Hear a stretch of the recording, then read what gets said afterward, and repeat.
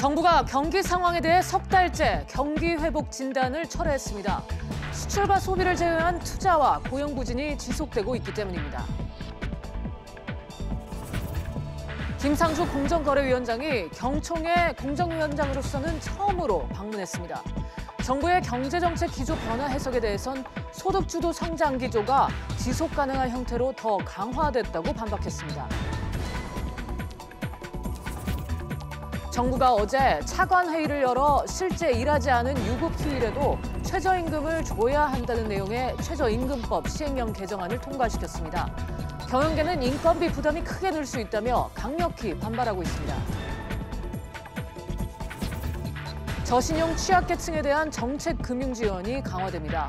금융당국은 연 10% 중후반대 정책 대출 상품을 출시하고 성실 상환자에겐 금리를 낮춰주기로 했습니다. 이상 이 시각 주요 뉴스입니다. 정부가 그린북이라고 불리는 최근 경제 동향을 통해 우리 경제에 대한 진단을 내놨습니다. 투자와 고용이 조정을 받는 가운데 대외 불확실성이 지속되고 있다며 경기 회복세란 문구는 석 달째 넣지 않았습니다. 자세한 내용 취재기자 연결해 알아보겠습니다. 이한승 기자. 네, 이한승입니다. 네, 정부가 우리 경제를 바라보는 시선이 좀 바뀌었나요? 어떻습니까? 네, 기획재정부는 12월 그린북을 통해 투자와 고용이 조정을 받는 가운데 미중 무역 갈등 장기화 등에 따른 대외 불확실성이 이어지고 있다고 진단했습니다. 지난달과 크게 다르지 않은 시각을 보여준 건데요. 이로써 지난해 12월부터 지난 9월까지 10개월 연속 담겼던 경기 회복세라는 판단은 10월 이후 석 달째 등장하지 않았습니다. 대신 지난달 그린북에서 부진하다고 평가했던 산업활동 동향이 10월 들어 조업일수 증가 등으로 양호했다고 평가했고요. 아울러 11월 취업자 수가 1년 전보다 16만 5천 명 증가하며 5개월 만에 두 자릿수 증가를 나타냈다고 강조했습니다.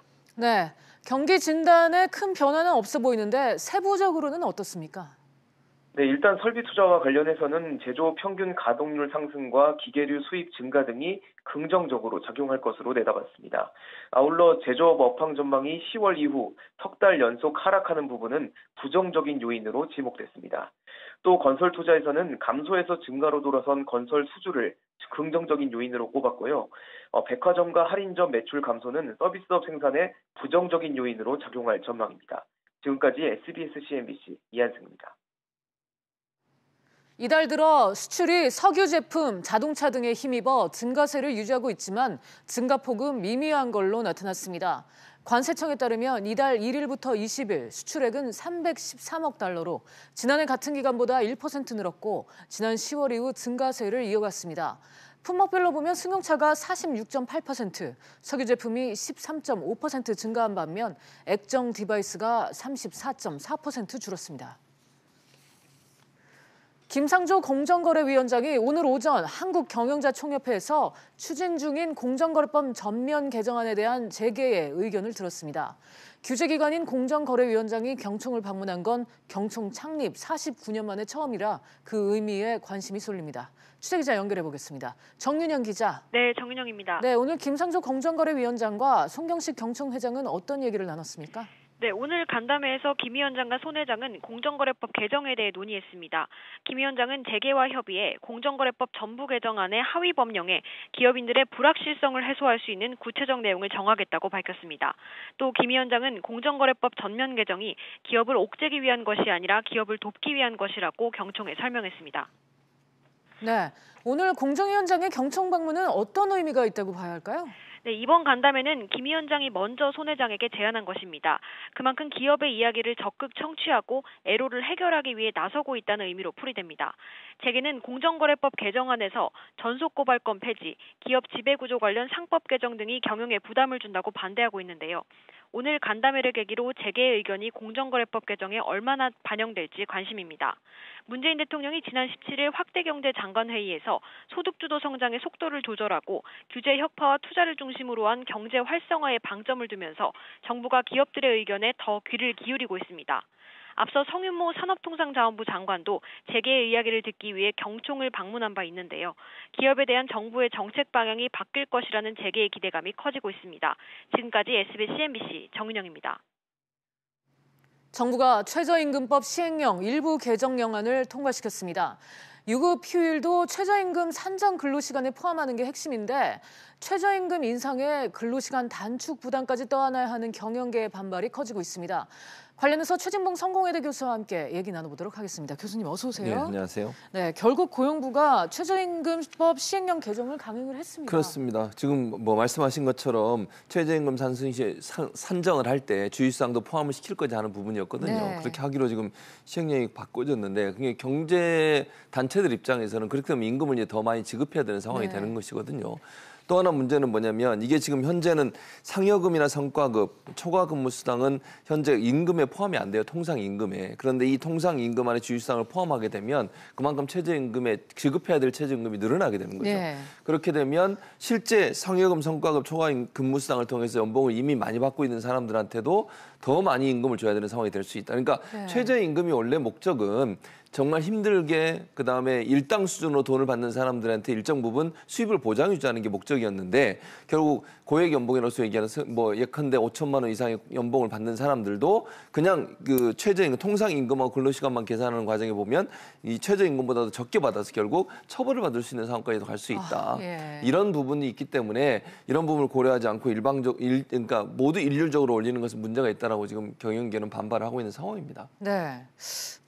얼마 전 문재인 대통령이 직접 속도 조절 지시도 했는데 그렇습니다. 이렇게 되면은 정면으로 배치가 되는 건 아닌지. 그러니까 일정 부분 아마 이제 속도 조절 얘기를 하는 부분은 최대 임금의 인상폭에 대해서 아마 얘기를 하신 것 같아요. 네. 그러니까 전체적으로 이 부분은 노동부에서 지금 이제 차관급 회의를 통해서 통과를 했고 이게 확정된 건 아닙니다만 국무회의를 통과해야 되거든요. 그런데 최저임금법 시행령을 바꾼 건데 이게 최저임금법이 바뀌면서 논란이 되는 상황이었어요. 이게 주휴수당을 최저임금에 산입하는 임금으로 볼 것인가 말 것인가가 사실은 이 해석의 차이가 있으면서 경영계 쪽에서는 봐야 된다고 주장을 하고 있고 노동계에서는 보지 않아야 된다고 주장을 하고 있어서 이게 사실은 이제 명확하게 뭔가 없었던 부분이 있었는데 그 해석을 어떻게 하느냐에 따라서 각각 다르게 해석될 수 있는 부분을 이제 노동부에서는 시행령을 통해서 명확하게 하겠다고 하면서 시간을 늘리는 쪽으로 결정을 한 거죠. 네. 그럼 결과적으로 보면 지금 말씀하신 것처럼 대통령이 지금 경제 여러 가지 문제들 때문에 속도 조절을 얘기한 것도 물론 최저임금 전체 그 상승폭에 대한 얘기이기도 하지만 이런 부분도 함께 포함될 수 있다고 볼 수 있어서 이 부분은 일정 부분 그 경영계에서 반발하는 이유이기도 해요. 대통령이 그러니까 속도 조절까지 얘기했는데 이게 이렇게 결과가 나오니까 결국은 속도 조절이 제대로 되겠느냐 하는 부분에 대한 지금 문제를 제기하고 있는 상황입니다. 네, 그래서 예상대로 경영계의 비판의 목소리가 커지고 있습니다. 예. 이 전반적으로 이 경영계의 목소리가 지금 고용부에는 들리지 않는 걸까요? 지금 그래서 이제 고용부 입장에서는 아무래도 고용노동부라고 하는 곳이 그 그러니까 노동자 편에 쓰는 게 대부분 이제 업무잖아요. 그러다 보니까 그런 것 같은데 기재부라든지 아니면 다른 부서와의 어떤 협조가 좀 필요할 것이라는 생각이 들고요. 지금 당장 뭐 잘 아시는 것처럼 이 아까도 제가 잠깐 말씀드렸습니다만 고액 연봉자들한테 혜택이 가게 하고 실제로 뭐 이렇게 저소득층이나 아니면 정말 일당 수준으로 일하는 분들한테는 혜택이 안 가는 구조라고 하면 이 부분은 조금 더 되돌아볼 필요가 있다.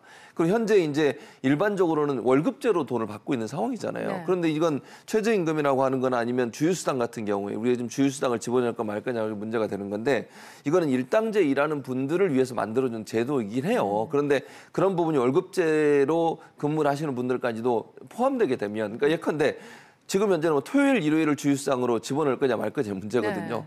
그러니까 일당제로 일하시는 분들, 아르바이트하거나 이런 분들 같은 경우는 일주일을 쭉 일하면 하루는 꼭 쉬는데 그것도 임금을 지급하도록 돼 있는 구조예요. 근데 그 월급제로 일하는 분들은 사실 그것도 포함돼서 월급 안에다 포함된 걸로 봐야 되느냐 하는 문제거든요. 근데 이렇게 만약에 법을 만들어 놓으면 월급제로 받는 분들한테까지도 주휴수당이 혜택이 되는 그런 상황으로 갈 수 있어서 이 부분은 좀 정교하게 볼 필요는 있다는 생각은 듭니다. 네. 또 일각에서는 노동시장의 양극화가 심화될 것이다 이런 우려도 나오는데 이 부분은 어떻게 보십니까? 그러니까 지금 제가 아까도 잠깐 언급해드렸지만 이게 상여금이나 성과금이나 초과근무수당 때문에 이미 연봉으로 보면 연봉이 많은데 통상임금은 적은 분들이 있어요. 업무의 특성상. 그런 분들 같은 경우는 통상임금만 임금으로 보기 때문에 주휴수당까지 여기 같이 포함을 시키게 되면 임금이 더 올라가게 돼요. 예컨대 5천만 원에 연봉 5천만 원 받는 분들도 이제 상여금, 성과금, 초과근무수당 다 빼버리면 실제 최저임금보다 주휴수당까지 포함한 최저임금보다는 적게 받는 경우가 있을 수 있거든요.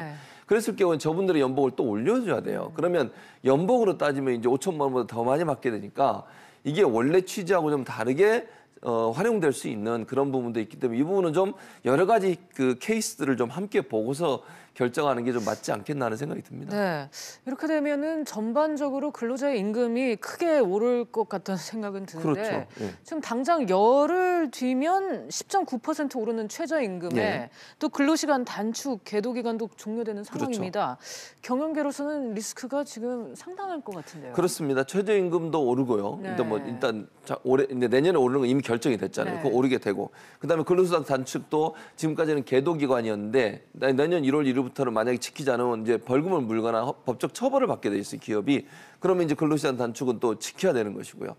또 이제 이런 것들이 경영계 입장에서는 리스크로 작용할 수밖에 없다고 생각이 들어요. 그러니까 이 부분을 지금 오늘도 뭐 김상조 공정거래 위원장도 경영계 찾아가서 지금 만나고 그러잖아요. 그 말은 우리 경제가 너무 경직돼 있고 경영계 입장에서는 투자할 수 있는 여력이나 투자할 수 있는 환경이 안 되는 것에 대한 어떤 불안감을 갖고 있는 거 아니겠습니까? 그래서 정부가 조금 물론 근로자나 노동자 입장에서 충분히 고려할 부분이 있다고 보이지만 그럼에도 불구하고 경영계 쪽도 목소리를 들어서 이 부분을 어떻게 하는 것이 가장 양쪽에 도움이 될 수 있는 부분이 있을까 하는 부분들을 찾아내는 그런 어떤 노력이 필요하지 않나 이런 생각이 듭니다. 네.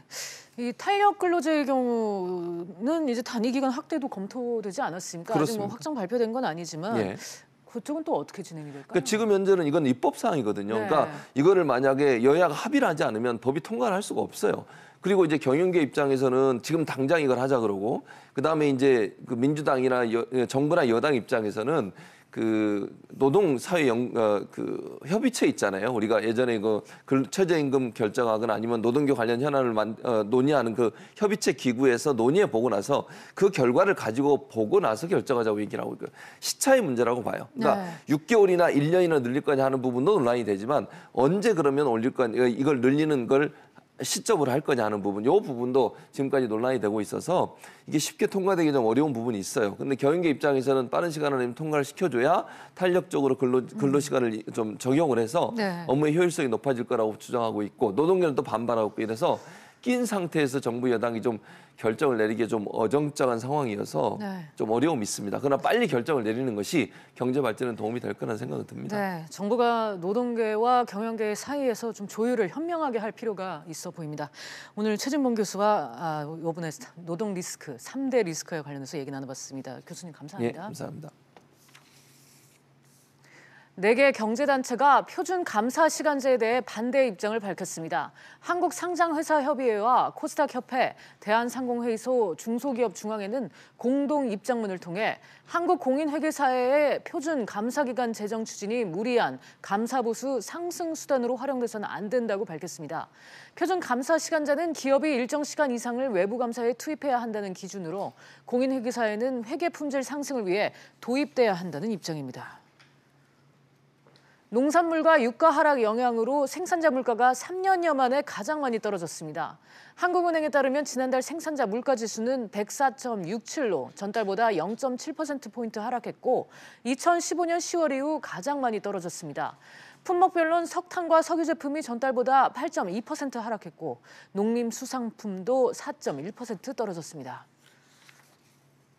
정부가 햇살론과 새희망 호씨 등의 서민 금융상품을 개편하기로 했습니다.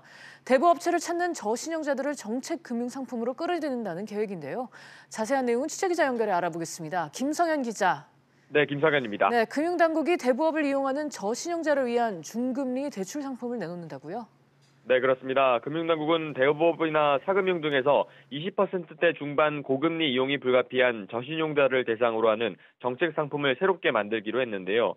제도권 금융 이용이 어려운 저신용자를 정책 금융 상품으로 끌어들이겠다는 목표입니다. 금리는 연 10% 중후반대로 하고 성실하게 상환할 경우 매년 1에서 2%포인트 금리를 낮춰주기로 했습니다. 만기 시에는 제도권 금융으로 갈 수 있도록 지원한다는 방침입니다. 네. 기존의 정책금융상품 이용자들은 민간 상품으로 옮길 수 있도록 지원한다고요? 네, 그렇습니다. 금융당국은 현재 정책상품 이용자들을 민간 금융상품으로 이동할 수 있도록 돕는다는 계획인데요.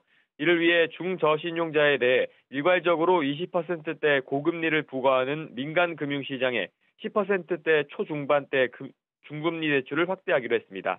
또 공공요금 납부 등 비금융정보를 활용해 중저신용자에게 특화된 신용평가 체계도 마련한다는 계획입니다. 이와 함께 햇살론과 세이망홀씨 등 정책 금융상품의 혜택은 이용자 특성을 감안해 점차 줄여간다는 방침인데요. 저축은행 햇살론 이자를 은행권 세이망홀씨 이자보다 더 높이거나 현재 4.5%인 미소금융금리를 6에서 7%로 올리는 등의 방식을 쓴다는 계획입니다. 지금까지 SBS CNBC 김성현입니다. 20대와 30대 사회초년생 10명 중 6명은 소액대출을 받은 경험이 있는 걸로 나타났습니다. 신한은행이 전국 만 20살에서 64세 금융소비자 10,000명을 조사한 결과 20대와 30대 3년차 이하 직장인의 61%는 소액대출을 받은 경험이 있고 대출 목적은 45%가 생활비였습니다. 1인 평균 대출 잔액은 3,391만 원으로 전년보다 432만 원 늘었습니다.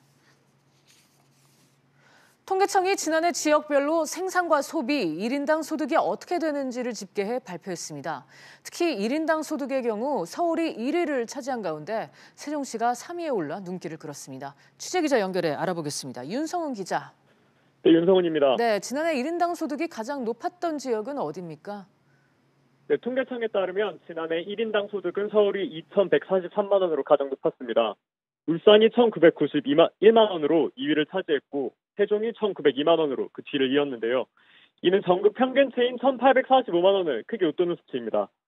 특히 세종시는 대기업 본사나 큰 공장이 없음에도 제조업 공장이 많아 전통적으로 소득이 높은 울산에 이어 3위를 차지해 눈길을 끌었는데요. 이는 세종시에서 근무하는 공무원과 공공기관 종사자 때문인 것으로 해석됩니다. 실제로 세종시는 지역 산업에서 공공행정이 차지하는 비중이 25.3%로 전국 평균인 7.3%와 비교하면 3.5배나 높았습니다. 네, 그래도 여전히 지역 총생산의 절반 이상은 수도권에서 발생되죠? 네, 맞습니다. 수도권의 지역 내 총생산은 전국의 50.3%를 차지했습니다. 지난해 시도 전체의 지역 내 총생산은 1,732조 원이었고 서울, 경기, 인천 등 수도권 지역 내 총생산은 866조 원에 달했습니다. 한 해 전인 2016년도 수도권의 지역 내 총생산 비중이 전국의 49.6%였던 것과 비교하면 1년 새에 0.7%포인트가 오른 것입니다. 즉 경제활동을 통한 부가가치의 절반 이상이 수도권에서 발생하고 있는 셈입니다. 반면 제주 지역의 총생산은 18조 원으로 가장 낮았습니다. 지금까지 SBS CNBC 윤성훈입니다. 지난해 11월 증권업계 최초로 발행어음 인가를 받은 한국투자증권이 금융당국으로부터 임원해임 등 중징계를 받을 위기에 처했습니다. 자본시장법을 위반한 혐의라는데 취재기자 연결해 알아보겠습니다. 박규준 기자. 네, 박규준입니다. 네, 금융감독원이 어제 제재심의위원회를 열었는데 결론이 어떻게 나왔습니까? 네, 최종 판단은 일단 미뤄졌습니다. 금감원은 어제 제재심의위원회에서 한국투자증권에 대한 기관 경고와 임원 해임 권고 그리고 과태료 부과 등 중징계 안건을 심의했는데요. 금감원은 올해 한투증권 종합검사에서 초대형 IB의 발행어음 신용 공여와 관련된 자본시장 위반 혐의를 발견해서 해당 안건을 올린 겁니다. 어제 제재심에서는 오후 2시부터 밤 10시까지 이 안건을 논의했지만 결론을 못 내렸고 다음에 논의하기로 했습니다. 네, 한국투자증권이 구체적으로 뭘 잘못했다는 얘기죠? 네, 자본시장법에서는 초대형 IB가 발행 어음으로 조달한 자금을 개인 대출로 활용할 수 없도록 규정하고 있는데요. 금감원은 한투증권이 이를 위반했다고 판단하고 있습니다. 한투증권이 특수목적회사 이 SPC에 SK실트론 지분 19.4% 매입 자금인 1,673억 원을 대출해줬는데요. 이 대출이 실질적으로 최태원 SK그룹 회장에 대한 개인 대출이라고 해석한 겁니다. 한투증권은 최 회장 측과 맺은 TRS 이 총수익 스와프 계약을 근거로 자금을 빌려준 건데요. 최 회장에게 SK실트론 주가 변동에서 생기는 이익과 손실 등을 이전하는 대신에 수수료를 받는 파생거래 성격입니다. 한투증권 측은 단순한 법인 대출일 뿐 개인 대출은 아니다 이렇게 반발하고 있는데요. SPC에 대한 대출을 어떻게 해석할지가 1차 쟁점이 될 것으로 보입니다. 하지만 사안이 워낙 복잡하고 아직까지 의견 진술도 마치지 못한 상태여서 지금으로선 결과를 예단하기 어려워 보입니다. 지금까지 SBS CNBC 박규준입니다. 종합부동산세가 오르고 주택 임대소득에 대한 비과세 혜택이 없어지면서 다주택자들의 세부담이 늘어날 전망입니다. 내년부터 달라지는 부동산 제도, 자세한 내용을 취재기자 연결해 알아보도록 하겠습니다. 윤지혜 기자. 네, 윤지혜입니다. 네, 먼저 종합부동산세가 얼마나 오르죠? 네, 1주택 또는 조정대상 지역의 2주택 보유자의 세율은 0.5에서 2.7%로 3주택 이상 또는 조정대상 지역 내 2주택 이상 갖고 있다면 세율이 0.6에서 최대 3.2%로 올라갑니다. 현재는 0.5%에서 최대 2%까지인데요. 또 현재 150%였던 3주택자 이상 집주인들의 세부담 상한이 300%로 올라갑니다. 조정 대상 지역에서 2주택 보유자들의 세부담 상향도 200%로 높아집니다. 현재 공시가격의 80% 수준인 공정시장가액 비율도 내년부터 85%로 오르게 되는데요. 공정시장가액이란 2009년 정부가 공시가격 대신 종합부동산세 산정을 위해서 도입한 과세표준 기준을 말합니다. 보통 부동산 가격 변동이나 지방재정 여건 등에 따라서 탄력적으로 조정합니다. 네. 그리고 여기에 주택임대소득 비과세 혜택도 없어졌죠? 네, 맞습니다. 그동안 연간 2천만 원 이하의 주택임대소득은 비과세 혜택을 받아왔는데요. 하지만 내년부터는 분리과세가 시행되면서 주택임대사업자 등록 여부에 따라서 기본공제 금액, 필요경비 인정 비율 등이 나뉘어 과세가 됩니다. 임대등록자 사업자는 기본공제 400만 원과 필요경비 인정 비율 60%로 유지가 되지만 사업자 등록을 하지 않은 경우에는 기본공제 200만 원에다가 필요경비 인정 비율도 50%로 축소가 됩니다.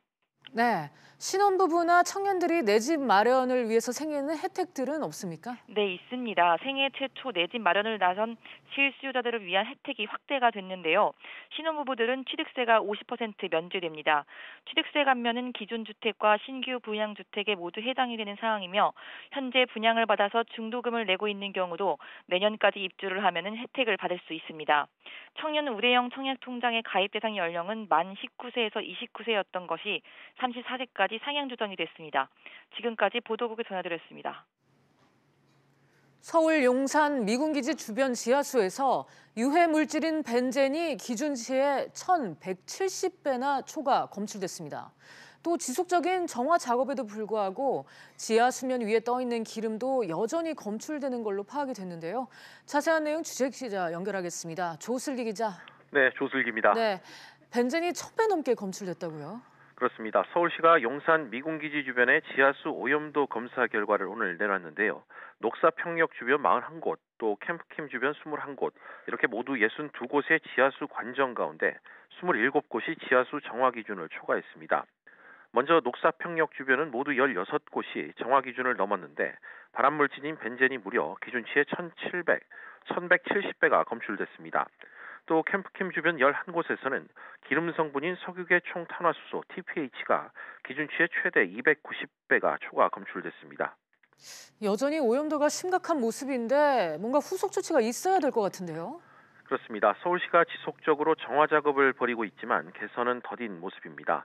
기지 내부로 누출됐던 유류가 여전히 잔류하고 있어 지하수가 흐르는 방향을 따라 미군기지 주변 지역으로 계속 흐르고 있기 때문입니다.